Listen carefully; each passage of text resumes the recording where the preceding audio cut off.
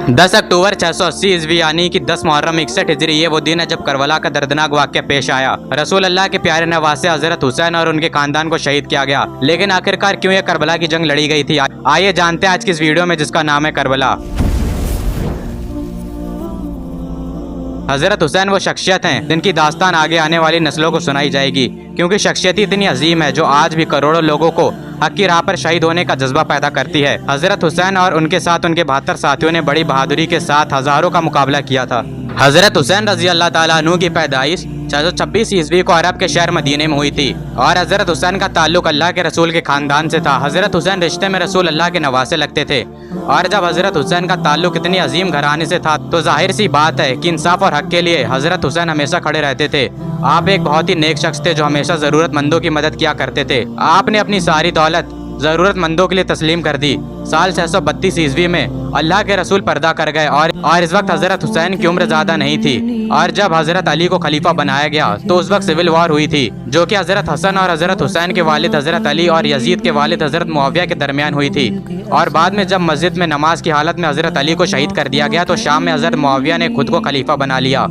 हजरत अली के बाद लोगों ने हजरत हसन को खलीफा मान लिया था, लेकिन मुसलमानों के बीच और खून खराबा ना हो इसलिए हजरत हसन ने खिलाफत हजरत मुआविया को दे दी और फिर हजरत मुआविया भी वफात पा गए। उनके बाद उनके बेटे यजीद ने किसी तरह खुद को खलीफा बना लिया और लोगों से बैत लेने लगा, लेकिन हजरत हुसैन ने यजीद की बैत करने से इनकार कर दिया और उस वक्त हजरत हुसैन का मुकाम आलम इस्लाम में बहुत ऊंचा था। हजरत हुसैन जंग करना नहीं चाहते थे। हजरत हुसैन मदीने से मक्के की तरफ तशरीफ ले आए। हजरत हुसैन को कूफे शहर जो कि आज इराक में मौजूद है वहाँ से कई खत आने लगे कि वो हजरत हुसैन की मदद चाहते हैं यजीद के खिलाफ खड़े होने के लिए।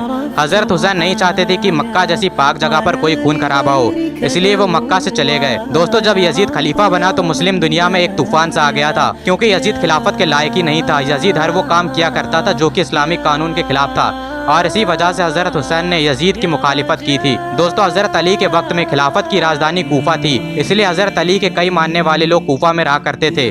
जब हजरत हुसैन को कूफा वालों की तरफ से खत मिलने लगे कि वो यजीद की मुखालिफत करना चाहते हैं और हजरत हुसैन की मदद चाहते हैं, तो कूफा का जायजा लेने के लिए हजरत हुसैन ने मुस्लिम बिन अकील को भेज दिया और उनसे कहा कि वो पता करें कि कूफे के हालात क्या हैं। दोस्तों, जब मुस्लिम बिन अकील कूफे पहुंचे तो उन्होंने देखा कि लोग सच में हजरत हुसैन को खलीफा बनाना चाहते हैं और हजरत हुसैन की बैत करना चाहते हैं। जब मुस्लिम बिन अकील ने कूफा के इतने अच्छे हालात देखे तो उन्होंने हजरत हुसैन की तरफ खत रवाना कर दिया कि वो तुरंत बिना वक्त बर्बाद करे कूफा के लिए रवाना हो जाएं। लेकिन तब तक यजीद को खबर हो चुकी थी और वो सोचने लगा कि कहीं कूफा के लोग उसकी सल्तनत का तख्ता पलट ना कर दें, इसलिए उसने इब्ने ज़ियाद को कूफा का गवर्नर बनाकर भेजा। यजीद की जुल्म की वजह से लोगों ने हजरत हुसैन का साथ छोड़ दिया। जो लोग कुछ वक्त पहले हजरत हुसैन के साथ थे वो पीछे हटने लगे, यहाँ तक कि मुस्लिम बिन अकील को भी अपनी जान बचाना मुश्किल हो गई थी। वो कूफे में एक बूढ़ी औरत के घर रुके थे, लेकिन बाद में उन्हें और उनके 2 बेटों को शहीद कर दिया गया था। लेकिन जब तक हजरत हुसैन कूफे के लिए अपने 72 लोगों के साथ रवाना हो गए थे, जब यजीद को इसकी खबर मिली तो उसने एक बहुत बड़ा लश्कर हजरत हुसैन की तरफ रवाना किया। हजरत हुसैन का सामना यजीद की फौज से हुआ जिसकी सिपह सलारी हूर नाम का एक कमांडर कर रहा था। हजरत हुसैन कूफे से कुछ दूर एक जगह पर ठहर गए। वो जगह जो कि एक रेगिस्तान जमीन थी जहाँ पर जर्रा बराबर भी पानी नहीं था और उस जगह का नाम है करबला। जहाँ पर हजरत हुसैन ने खेमे लगा रखे थे उस जगह को यजीद की फौज ने घेर लिया था। हजरत हुसैन ने यजीद की फौज से जब पानी मांगा तो उन्होंने मना कर दिया। हजरत हुसैन के साथ उनके छोटे छोटे बच्चे भी मौजूद थे। हजरत हुसैन के लिए इस फौज ने पानी बंद कर दिया था। हजरत हुसैन और उनके 72 लोग कई दिनों से पानी के प्यासे थे और वो भी एक रेगिस्तान में जहाँ पर गर्मी अपनी शबाब पर थी। कुछ वक्त बाद हजरत हुसैन ने इस फौज के खिलाफ जंग करने का फैसला लिया। हजरत हुसैन की तरफ से कई लोग गए और उन्होंने इस फौज का मुकाबला किया और कई सिपाहियों को कत्ल किया, लेकिन कुछ वक्त बाद वो भी शहीद हो गए। हजरत कासिम बिन हसन इमाम हसन के बेटे थे और हजरत अली के पोते थे। करबला की जंग में हुसैन का भतीजा था। हजरत हुसैन ने हजरत कासिम बिन हसन को जंग करने से मना कर दिया, क्योंकि हजरत कासिम बिन हसन बहुत छोटे थे। उनकी उम्र तकरीबन 13 से 16 साल के बीच में थी। हजरत हसन ने अपने भतीजे को मैदान जंग में जाने से रोक लिया। कहा कि कासिम, तुम मेरे भतीजे हो और मेरे भाई की निशानी हो, मैं तुम्हें नहीं जाने दे सकता। हजरत कासिम बिन हसन ने एक ताबीज़ निकाल कर दिया और कहा कि ए चाचा हुसैन, ये ताबीज़ मुझे मेरे वालिद ने दिया था और कहा था कि जब कोई मुश्किल वक्त आ जाए तब इसे खोल कर देखना। जब ताबीज़ को खोल कर देखा गया तो उस पर लिखा था कि मेरे बेटे कासिम, अगर हुसैन पर कभी कड़ा वक्त आ जाए तो हमेशा हुसैन के साथ रहना। हजरत हुसैन ने हजरत कासिम बिन हसन को मैदान जंग में जाने की इजाज़त दे दी। एक एक करके कई सारे सिपाहियों को हजरत कासिम बिन हसन ने कत्ल किया جب فوج کے کمانڈر عمر بن سعد نے دیکھا کہ مقابلے میں حضرت علی کے پوتے قاسم بن حسن آئے ہیں تو وہ کہنے لگا کہ اکیلے قاسم کا مقابلہ نہیں کیا جا سکتا ہے۔ اس نے حکم دیا کہ سب لوگ ایک ساتھ حملہ کرو۔ سب نے ایک ساتھ آپ پر تیر چلائے اور ایک تیر آپ کی گردن پر لگا اور حضرت قاسم بن حسن کو شہادت نصیب ہوئی۔ جب حضرت علی کے بہادر بیٹے حضرت عباس نے اپنے بھتیجوں کی پیاس کو دیکھا اور ان سے رہا نہیں گیا اور وہ مسکزہ لے کر پانی لینے کے لیے چل دیے۔ جب یزیدیوں نے دیکھا کہ حضرت عباس آ رہے ہیں تو ان میں کوہرام سا مچ گیا، کسی میں بھی اتنی ہمت نہ تھی کہ وہ حضرت عباس کا سامنا کر سکیں۔ حضرت عباس نے حضرت حسین کا جھنڈا اٹھا رکھا تھا، اس لیے انہیں عالمدار بھی کہتے ہیں۔ حضرت عباس نے کئی سارے سپاہیوں کو قتل کیا، یہاں تک کہ انہوں نے پورے لشکر کے بیچ میں سے جا کر پانی کو لے لیا تھا۔ انہوں نے پانی کو اپنے ہاتھ میں لیا اور چھوڑ دیا، کہا کہ آقا حسین کے بنا زندگی کس کام کی، پھر زندگی کس کام کی۔ انہوں نے پانی بھرا اور وہاں سے چل دیے۔ یزیدی گیدڑوں کی طرح چھپے ہوئے تھے۔ جب حضرت عباس میدان میں آئے تو انہوں نے چھپ کر حضرت عباس پر تیر چلائے۔ ایک تیر مسکزے پر لگا اور پانی بہنے لگا۔ انہوں نے دھوکے سے حضرت عباس کے ہاتھ پر حملہ کیا اور ان کے ہاتھ کو شہید کر دیا اور حضرت عباس کو شہادت نصیب ہوئی۔ اس جنگ میں امام حسین نے اپنے بھتیجوں کو کھویا، اپنے بھائی کو کھویا، اپنے بیٹوں کو کھویا۔ حضرت حسین کے بیٹے حضرت علی اصغر صرف 6 مہینے کے تھے جب انہیں شہید کیا گیا۔ حضرت علی اصغر کو اپنے سینے سے لگایا اور میدان جنگ کی طرف بڑھے۔ حضرت حسین نے فرمایا کہ یہ جنگ تمہاری مجھ سے ہے، اس بچے سے نہیں ہے، اس کو پانی دے دو۔ ان میں سے ایک سپاہی سامنے آیا جس کا نام حرملہ تھا۔ اس نے 3 نیزوں والا تیر حضرت علی اصغر پر چلایا اور وہ تیر ان کی گردن پر جا لگا اور اپنے والد کے ہاتھوں میں انہوں نے شہادت نصیب کی۔ حضرت حسین کے کئی سارے سپاہی شہید ہو چکے تھے سوائے خاتونوں کے، کوئی بھی باقی نہ تھا، اور اس کے بعد حضرت حسین نے خود میدان جنگ میں جانے کا فیصلہ کیا۔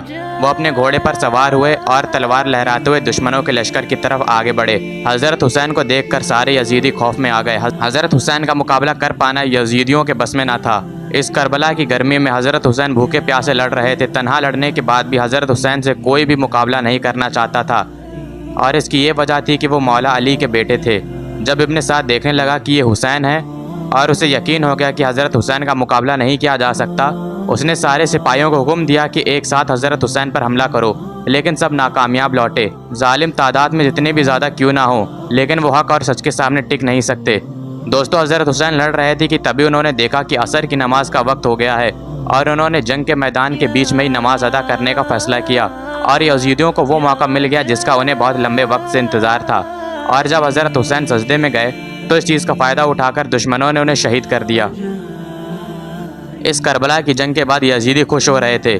وہ امام حسین اور ان کے ساتھیوں کے سر کو اپنے نیزوں پر بلند کر رہے تھے، اور پھر اس کے بعد یہ لوگ خاتونوں کی طرف بڑھے، اور حضرت زینب اور حضرت ام کلثوم دونوں خیموں میں موجود تھیں، اور یہ دونوں حضرت حسین کی بہنیں تھیں، یعنی کہ اللہ کے رسول کی نواسیاں تھیں، اور حضرت زین العابدین حضرت حسین کے آخری بیٹے تھے۔ اس کے بعد ان سب لوگوں کو کوفے سے ہوتے ہوئے دمشق لے جایا گیا، اور سفر میں کئی بچوں نے اپنی جان گنوائی۔ پورے شہر کو سجایا جا رہا تھا کہ دیکھو ہم نے جنگ فتح کر لی ہے، ارے کہاں ہے تمہاری فتح، آج 14 صدیاں بیت چکی ہیں، کربلا پر ابھی بھی جھنڈا حسین کا لہرا رہا ہے۔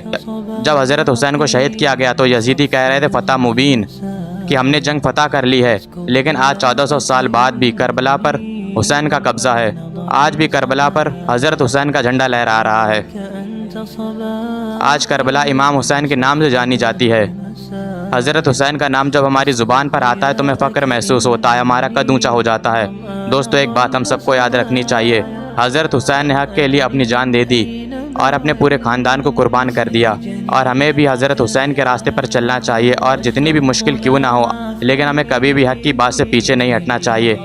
صرف ایک دن حضرت حسین کی شہادت کو یاد کرنے سے کچھ نہیں ہوگا، ہمیں ان کے راستے پر بھی چلنا چاہیے۔ اور یہ ڈھول بجانا، محرم میں شور مچانا، یہ کون سی اچھی بات ہے؟ ڈھول تو یزیدیوں نے بجائے تھے۔ محرم میں ہمیں تو حضرت حسین کی شہادت کو یاد کر کے ان کے جیسے اعمال کرنے کی توفیق لینی چاہیے۔ اللہ کی بے شمار لعنت ہو ان لوگوں پر جنہوں نے کربلا میں حضرت حسین اور ان کے خاندان کو شہید کیا تھا۔